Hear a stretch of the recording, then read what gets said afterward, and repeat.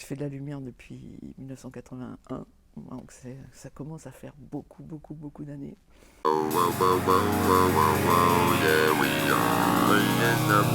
Patrice Lumière depuis très très longtemps, metteuse en scène depuis moins longtemps.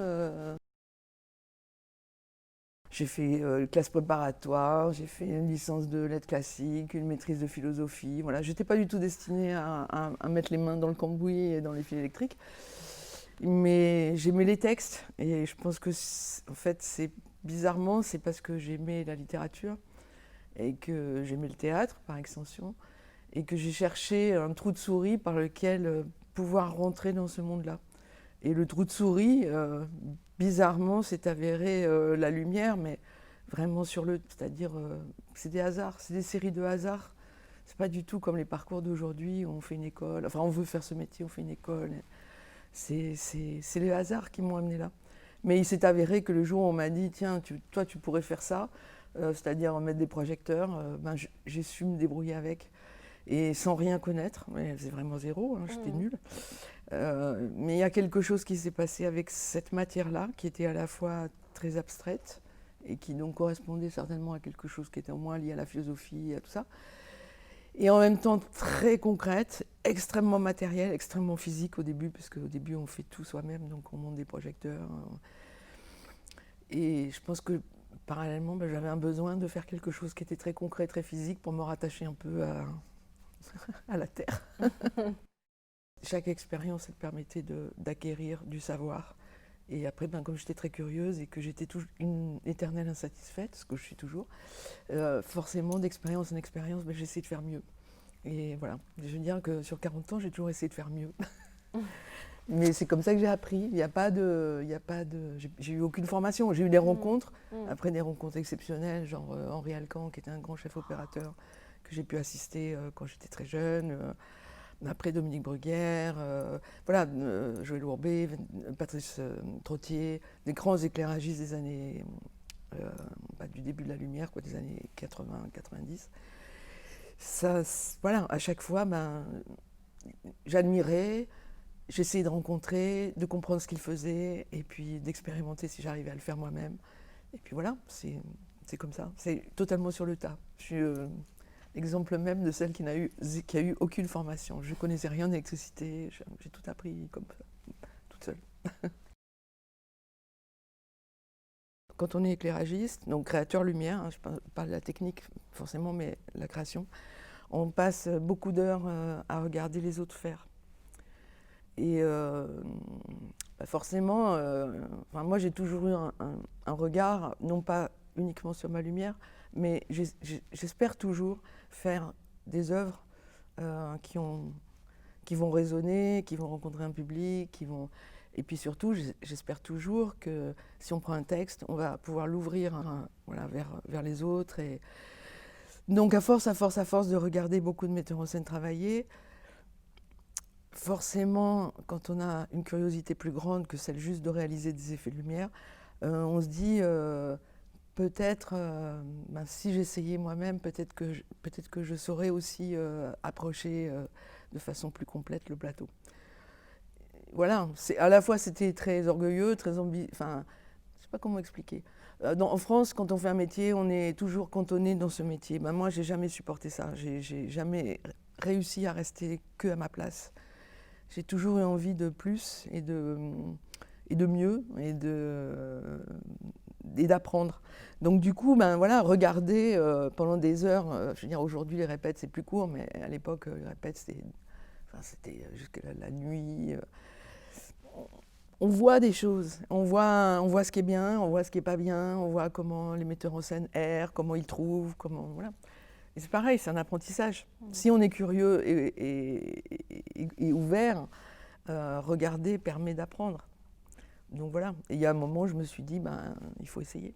Et après, c'est aussi lié à la rencontre avec Daniel Janto, qui était au départ un ami, et qui lui aussi, en tant que scénographe, notamment avec Claude Régis, à un moment s'est dit, mais quand même, peut-être moi aussi, je pourrais essayer de mettre en scène.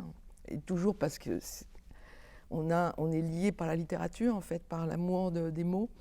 Et que nos métiers d'image ne sont pas on n'a pas fait des métiers d'image pour faire des métiers d'image, on a fait des métiers d'image pour pour accéder au sens, en fait.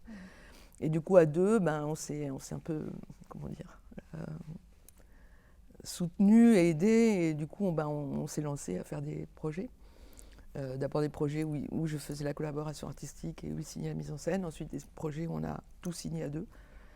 Et puis voilà, et puis parallèlement, moi aussi, j'ai eu un chemin personnel et lui un chemin personnel.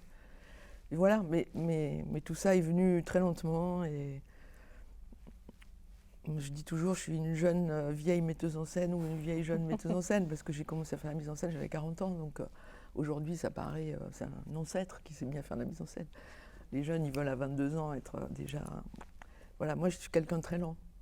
J'étais très lente dans toute ma vie. Mais voilà, mais c'est les rencontres, les opportunités, puis se dire, mais moi aussi, on voit beaucoup de spectacles qui ne sont pas terribles. On en fabrique des pas terribles. Et des moments où on se dit, mais pourquoi? Et voilà, donc y aller soi-même, c'est aussi prendre un risque. Parce qu'évidemment, quand on fait la lumière, on ne prend pas beaucoup de risques. On ne s'expose pas. Et la mise en scène, il faut s'exposer. Il faut exposer quelque chose qui est personnel. Mais voilà, mais c'est extrêmement jouissif quand tout d'un coup ça marche et que quelque chose se passe. Le théâtre, c'est un... Enfin, ce que je pense et que je défends toujours, c'est un art où chacun s'augmente de l'autre. C'est-à-dire, les uns séparés des autres, on n'est pas grand-chose. Quand on met les cerveaux ensemble et qu'ils se connectent, on multiplie les capacités qu'on a. Donc, la façon de travailler que j'essaye d'avoir à peu près à chaque fois que je peux, c'est d'être là au début, c'est-à-dire d'être là à réfléchir sur l'œuvre. C'est-à-dire que c'est pas, je ne pense pas à la lumière, je pense juste, voilà, on me donne ce texte, qu'est-ce que j'y vois dans ce texte? Ça passe beaucoup par des visions et pas du tout mystique, hein, mais c'est juste un texte. Il renvoie à un inconscient, à des expériences qu'on a, à des choses qu'on a vues, à des choses qu'on connaît, des choses qu'on veut découvrir. Et on lit, et puis du coup, ça ouvre des portes dans les imaginaires de chaque personne. Et on mêle ces images qui viennent, ces visions. Donc, disons qu'avec Mathieu et Jacques, depuis que c'est Mathieu qui fait les scénos, on a toujours travaillé comme ça. C'est-à-dire, au début, je suis à toutes les réunions de scénos, mais je ne pense jamais à la lumière. J'y pense au fur et à mesure que se dessine la scéno. Mais au départ, c'est juste des discussions pour imaginer dans quel monde on va... comment dire dans quel monde on va mettre ce texte, on va mettre les acteurs. Donc c'est beaucoup plus large que juste l'éclairage. L'éclairage, et on va dire au fil des années, avec l'expérience, l'éclairage, je trouverai toujours une solution. Et Dieu sait si avec Jacques et Mathieu, à chaque fois, il y a eu c'est très compliqué. Des challenges. Des challenges, voilà. Et je trouve, parce que j'ai on va dire toute l'expérience qui est derrière moi. Ce qui n'est pas le cas quand j'avais 30 ans, ou 35 ans, ou 40 ans, ou même où je pouvais être hyper angoissée, parce que parfois des scénographies sont terriblement difficiles à éclairer. Mais voilà, donc disons que le travail, il démarre en général quand Jacques a choisi un texte, je le lis tout de suite. Et ça, on commence des discussions. Et disons que la lumière, par exemple pour celui-là, je pense que la lumière... une fois que ça a été décidé que c'était cette scénographie, après je me débrouille. Voilà. Déjà qu'il a toujours quelques demandes, on va dire, mais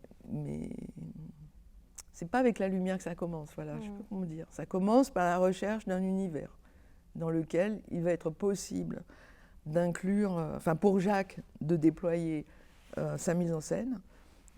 Et je pense que c'est toujours ça la chose la plus complexe à mettre en œuvre. C'est dans quel univers il va sentir que les choses sont possibles pour lui. Avec des façons de penser qui sont totalement différentes. Et même si ça fait 20 ans qu'on bosse ensemble, on a des façons de penser vraiment très très différentes. Donc c'est aussi fait sur la contradiction, sur le... comment dire, parfois des changements de direction, des choses qu'on amène qui ne sont pas forcément les choses auxquelles lui, il a pensé au départ. Mais c'est complexe de raconter. C'est aussi quelque chose qui est lié aux personnalités. Et c'est la rencontre de personnalités voilà, qui tant bien que mal, c'est pas toujours pavé de rose, hein, c'est parfois difficile. On arrive à extirper des imaginaires de chacun quelque chose qui va être un nom commun, on va dire. Quand on arrive au plateau, moi je dois savoir ce que je fais, puisqu'il faut installer, il faut monter, il faut régler, pour pouvoir commencer à travailler pendant les répétitions.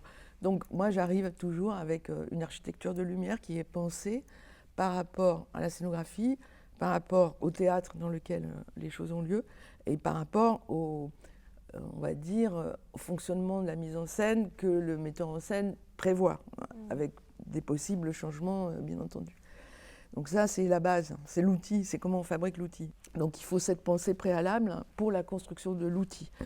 Ensuite, une fois que l'outil il a été dessiné, enfin conçu, dessiné, monté techniquement, implanté, réglé, après, ben oui, je travaille avec les répétitions. Mais c'est comme une autre phase, c'est-à-dire il faut construire l'outil et ensuite on peut être beaucoup plus fluide, beaucoup plus instinctif à partir du moment où tout l'ensemble de l'installation a été pensé correctement. Voilà, c'est la partie de la conception lumière. Beaucoup de gens ignorent. C'est d'abord tout un travail hyper solitaire, hyper aride. C'est de la géométrie, c'est des calculs. Voilà. Et toute cette partie-là, qui est totalement ignorée en général dans les théâtres, les gens ne savent pas. Moi, je me bats toujours pour être payée, non pas mes jours de présence, mais tout le travail que je fais chez moi d'abord. Parce que c'est comme si, en ne le reconnaissant pas de façon comment dire, contractuelle, on nie un travail, en fait. Et c'est vraiment deux phases qui n'ont rien à voir. Et évidemment, la première phase, elle est beaucoup moins sexy que la deuxième, on va dire. La deuxième, tout le monde voit, voilà, on voit des lumières, c'est beau et tout. Mais ça a été réfléchi, pensé et calculé de façon physique et mathématique. Dans les écoles, par exemple, moi, je me bats pour que les étudiants ils travaillent sur des plans. C'est pas le jour où tu n'arrives pas sur le plateau, la gueule enfarinée, en disant, voilà, mettez-moi ça là, mettez-moi ça là. Non. Je veux dire, Jacques, on a bossé 20 ans ensemble. J'ai fait tout son parcours depuis le premier texte qui était, le texte d'Horvat. Et voilà, c'est des compagnonnages. Et pour moi, j'ai beaucoup fonctionné avec des très longs compagnonnages. On essaye de faire une œuvre avec quelqu'un. Et elle se déploie comme ça, d'année en année, parce qu'on apprend à se connaître, parce qu'on apprend ensemble. C'est toujours cette question-là qui est importante. Et après, les univers sont pas... Moi, mon univers de mise en scène n'a rien à voir avec l'univers de mise en scène de Jacques. Mais néanmoins, je suis capable de me mettre au service de sa façon de penser, de voir personnelle. Ce qui est être éclairagiste, c'est être au service aussi. C'est au service du texte, au service du metteur en scène, toujours. Et ben, le futur, c'est mon dernier spectacle avec Jacques, parce que j'ai décidé que j'avais, comment dire ça, ça fait 40 ans que je fais de la lumière, donc j'ai quand même fait beaucoup le tour de tout ce que je pouvais créer. Et puis, parce que je pense qu'il faut quitter avant qu'on vous quitte. Parce que je pense que les longues collaborations, c'est comme ça fait un peu une asymptote, c'est-à-dire on se découvre et il y a quelque chose qui est montant. Et puis il y a un moment où on se connaît trop et du coup ça rend les choses à la fois plus faciles et moins stimulantes, on va dire. Et voilà, et que je pensais qu'au bout de 20 ans, c'est bien je pensais pour lui, bon après il dira ce qu'il en pense, mais pour lui et pour moi de changer un peu voilà, de changer. Après moi je suis quelqu'un de, comment dire, c'est complexe à dire, mais je suis beaucoup quelqu'un de rupture. J'aime beaucoup, je donne beaucoup, et puis il y a un moment où je sens qu'il faut que je aille ailleurs. Mais depuis que j'ai 20 ans, j'ai tout le temps fait ça, donc Et puis c'est un métier qui est très dur, physiquement c'est vraiment très très dur, ça demande beaucoup d'heures de travail. et que je suis plus toute jeune et que voilà, j'ai une certaine fatigue et que je sais qu'il faut que je choisisse pour les années à venir. Bon, j'ai 62 ans, c'est pas rien. Et à 12 heures par jour depuis 40 ans, si vous voulez, j'ai fait 3 vies de travail en une seule. Et que j'ai envie de... Bon, j'ai mes projets, et mes projets, c'est aussi très aléatoire, j'en fais un de temps en temps. Je ne sais pas ce que ça va... Là, je vais en faire un mois de novembre. Je ne sais pas, je sais pas le futur de ça, je ne sais pas si je continuerai. Mais j'enseigne aussi, donc j'enseigne à l'université à Nanterre. Tout ce pôle-là m'intéresse parce que ça permet de développer une pensée, ça permet d'essayer de transmettre des choses qui pour moi sont en train de disparaître.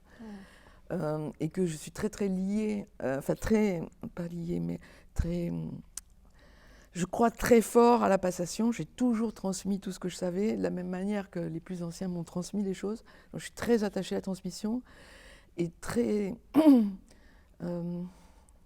dire ça, c'est pas angoissée, mais il y a quelque chose, c'est très compliqué aujourd'hui pour les très jeunes gens de se placer dans une histoire avec un grand H. Le présent est tellement saturé d'informations qu'il est très compliqué de se mettre dans comment dire, un développement plus large.